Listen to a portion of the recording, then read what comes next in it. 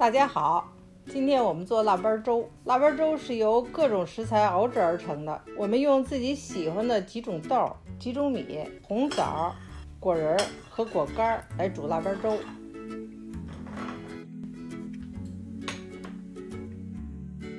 首先把米混合，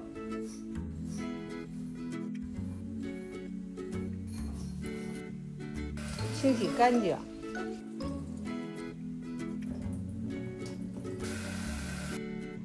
泡水最少4到6个小时以上，再把豆混合，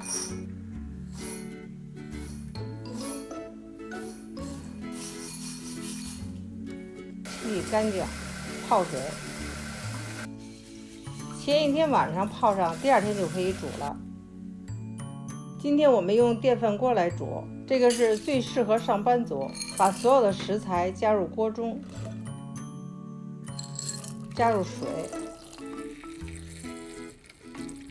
放一点碱，豆子会比较软烂。按下煮粥键，粥煮好了不要马上开盖，利用锅中的余热再焖10分钟，再把盖子打开。如果喜欢喝稀粥，这样就可以了。如果觉得粥不够粘稠，可以再加一点泡好水的西米露。再煮一下，粥就粘稠了。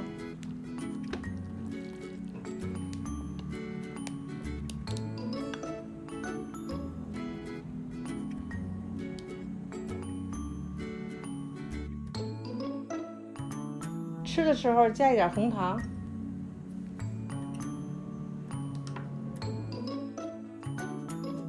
味道更香甜。